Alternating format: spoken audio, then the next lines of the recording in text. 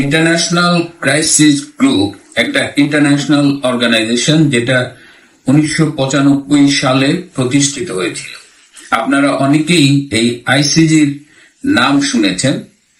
এটি মূলত বিশ্বব্যাপী কাজ করে থাকে, বিশেষ করে সেই সব দেশে যেসব দেশে রাজনৈতিক অস্থিরতা বিরাজ করছে কিংবা যুদ্ধ অবস্থা বিরাজ করছে কিংবা আভ্যন্তরীণ শান্তি বিঘ্নিত হচ্ছে।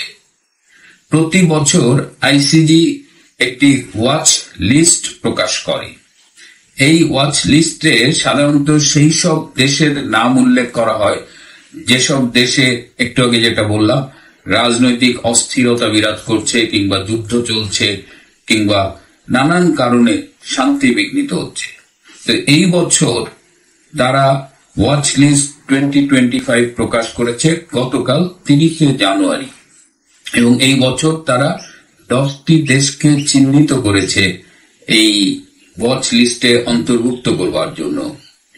অত্যন্ত বেদনার সাথে, অত্যন্ত লজ্জার সাথে আপনাদের জানাচ্ছি যে বর্তমান অবৈধ ইউনূস সরকারের আরো একটি অর্জন যে এই 2025 সালের আইসিজির ওয়াচ লিস্টে 10টি দেশের নাম উঠেছে, তার মধ্যে একটি হলো বাংলাদেশ। আমি অন্যান্য দেশগুলোর নাম বলি, তাহলে আপনারা আরো বুঝতে পারবেন যে এই 10টি দেশের অবস্থা কিরকম। তাদের মধ্যে রয়েছে ইউক্রেন, দক্ষিণ Korea, Sudan, Syria, Democratic Republic of Colombo, Moldova, Colombia, Iran, Israel, Palestine.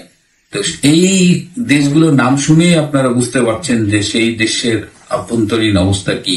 তো সেখানে এবার বাংলাদেশের নাম ঢুকেছে। বাংলাদেশের জন্য তারা একটা আলাদা চ্যাপ্টার করেছে। সেই চ্যাপ্টারটার টাইটেল দিয়েছে Bangladesh, the ডিলেমাস of a democratic transition.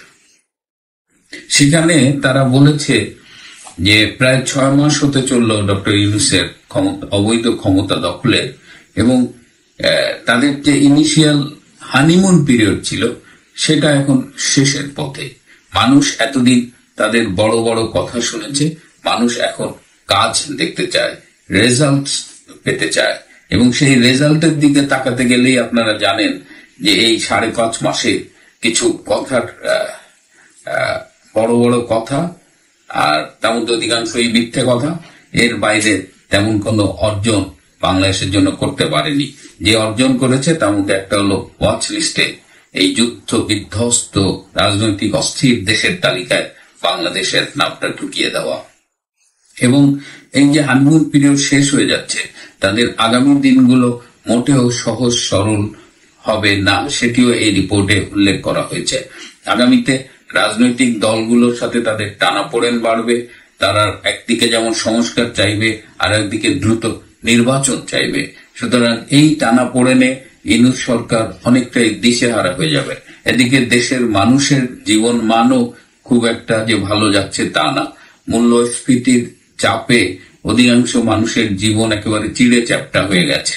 আইন শৃঙ্খলা পরিস্থিতির অবস্থা খুবই ভয়াবহ। দেশে বেসিক্যালি কোনো ল অ্যান্ড অর্ডার সিচুয়েশনই নাই, কোথাও কোনো নিরাপত্তা নেই, পুলিশ ফুললি ফাংশনাল না, সেনাবাহিনী ম্যাজিস্ট্রেসি পাওয়ার নিয়ে ব্যারাকের বাইরে থাকলেও তারা যে খুব একটা মনোযোগ দিয়ে আইন শৃঙ্খলা পরিস্থিতি রক্ষা করছে সেটা কেউ বলবে না। সুতরাং সেনাবাহিনী অলমোস্ট আনসার বাহিনী এবং অনেকটাই নিষ্ক্রিয় হয়ে আছে। তো এই অবস্থায় বিদেশি বিনিয়োগ কমেছে 71%। বাংলাদেশে কেউ বিনিয়োগ করতে আসছে না। বাংলাদেশের টাকার মান অধপতিত হয়েছে। তো চারিদিক দিয়ে এমন একটা ক্যাওটিক সিচুয়েশন তৈরি হয়েছে যে এখন ইন্টারন্যাশনাল ক্রাইসিস গ্রুপের ওয়াচ লিস্টেও বাংলাদেশের নাম ঢুকে যাচ্ছে। অথচ এই বাংলাদেশ কিন্তু এরকম ছিল না। আজকের বাংলাদেশ যেখানে থাকার কথা সেখানে নেই, উল্টো ওই সুদান, সিরিয়া এইসব দেশের তালিকায় ঢুকে যাচ্ছে। আমি তো অনেকদিন ধরে বিদেশে আছি। আমি আবার মনে আছে যে প্রথম দিকে আমি যখন 2005 সালে একটা ইউনিভার্সিটিতে সিনিয়র লেকচারার হিসেবে জয়েন করলাম, তখন আমার অনেক বন্ধু বলতো যে বাংলাদেশে হাই রাইজ বিল্ডিং আছে, আর তাদের কাছে বাংলাদেশ মানেই ছিল প্রাকৃতিক দুর্যোগের একটা দেশ, বন্যা পীড়িত একটা দেশ। তো সেই বাংলাদেশকে কোথায় আনা হয়েছিল শেখ হাসিনার নেতৃত্বে, বাংলাদেশ কোথায় রিচ করেছিল। আমার মনে আছে যে 2005 থেকে পরবর্তীতে সিচুয়েশন গুলো একটু চেঞ্জ হলো। বাংলাদেশ বললে অনেকেই বলতো যে ও সাকিব আল হাসানের দেশের লোক। তা আমি দীর্ঘদিন সবুজ পাসপোর্ট নিয়ে অনেক ট্রাভেল করেছি, বিভিন্ন দেশে গিয়েছি, এবং আমি একটা সময় পর্যন্ত আমি বিশ্বাস করতাম যে আমি অস্ট্রেলিয়ায় থাকবো না, আমি বাংলাদেশে ফিরে যাব। যে কারণে আমি 2001 সালে এসেছি, আর অস্ট্রেলিয়ার নাগরিকত্ব গ্রহণ করেছি 2015 সালে। এই 14 বছর আমার ভেতরে একটা ডিলেমা ছিল, এবং আমি বিশ্বাস করতাম আমি ফিরে যাব। তো যে কারণে হতো কি, আমি বাংলাদেশের পাসপোর্ট নিয়ে বিদেশে ট্রাভেল করতাম। এবং আমার মনে আছে যে 2005, 6, 7, 8 এই সময়গুলোতে আমি প্রচুর ট্রাভেল করেছি। তো এক একটা দেশে যেতাম, ওই সবুজ পাসপোর্টটা যখন ইমিগ্রেশনে দিতাম, এমন ভাবে আমার দিকে তাকাতো যে মনে হতো যে আমি বোধহয় তাদের দেশে থেকেই যাব। মাঝে মধ্যে এর চেয়েও খুব অপমানজনক সিচুয়েশনের মুখোমুখি হতে হতো। একবার ইটালিতে গিয়েছি আমি, ফ্রান্সে একটা কনফারেন্স অ্যাটেন্ড করে 2 দিনের জন্য। আমার সাথে একটা ছোট্ট ব্যাগ ছিল। তো ইমিগ্রেশনের ওই লোকের, আমি বেরোতেই দেখলাম পুলিশ আমাকে ডাকতেছে। মানে পুলিশ খুবই সন্দেহের দিকে তাকাচ্ছিল যে এত ছোট একটা সুটকেস নিয়ে একটা ছেলে ইটালিতে আসছে। সবার মাঝখানে এসে আমার ব্যাগটা খোলালো। আমার যে কি অপমান লাগতেছিল। তো আমি ব্যাগটা খোলার পরে সে চলে যাচ্ছে, তা আমি আবার ডাকলাম যে কামিয়ার। তো ইতালির পুলিশ খুব বেশি ভালো ইংরেজি বোঝে না, তারপরে আমি যখন ডাকছি ইশারে আসছে, আমি বললাম আমার ব্যাগটা যে তুমি চেক করছো, আমার ব্যাগটা গুছায় বন্ধ করে দাও। অস্ট্রেলিয়া এটা আমরা দেখি যে কাস্টমস যদি এয়ারপোর্টে কখনো আমাদের ব্যাগটা চেক করে, ওরা আবার এটা গুছায়, আবার এটা চেনটা আটকায় দেয়। তো ও খুব অবাক যে আমি ওকে দেখা বলতেছি যে আমার ব্যাগ গোছায় চেন আটকায় দাও। এই কথাগুলো বললাম যে সে বাংলাদেশের ট্রানজিশনটা আমি দেখেছি। পরবর্তীতে এখন মানে বাংলাদেশ এমন একটা সমীহ জায়গা নিয়ে নাম হয়ে গেল। আমাদের ইকোনমিক্যাল ডেভেলপমেন্ট, এটা একটা বিশ্বের কাছে বিস্ময় ছিল। আজকে ঢাকা শহরকে চেনা যায় না। আমরা যারা দক্ষিণবঙ্গের লোক, আমরা এই পদ্মা পাড়ি দিয়ে আসতাম, সে এক ভয়াবহ অভিজ্ঞতা। মাঝে মধ্যে প্রতিকূল আবহাওয়ার মধ্যে পড়তে হতো, সেই বিশাল বিশাল ঢেউ, ঝড়ের মধ্যে পদ্মা নদী। তো সেখানে পদ্মা ব্রিজ হয়েছে, অনায়াসে আমরা চলে যাই আমাদের গন্তব্যে। তো এই বাংলাদেশ একটা মিরাকল বাংলাদেশ, সেটাকে কিভাবে ধ্বংস করা হলো।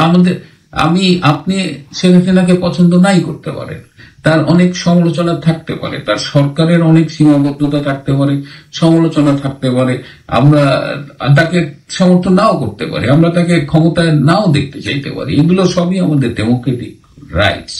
কিন্তু এই যে মানুষকে লাভ দিয়ে, মানুষের সাথে প্রতারণা করে, আলটিমেটলি আওয়ামী লীগ, শেখ হাসিনা, আমি আপনি নয়, সমগ্র বাংলাদেশটাকে চরমভাবে ক্ষতির মধ্যে ফেলে দেওয়া হয়েছে, বাংলাদেশকে ধ্বংসের মুখে দাঁড় করিয়ে দিয়েছে এই ডক্টর ইউনূস।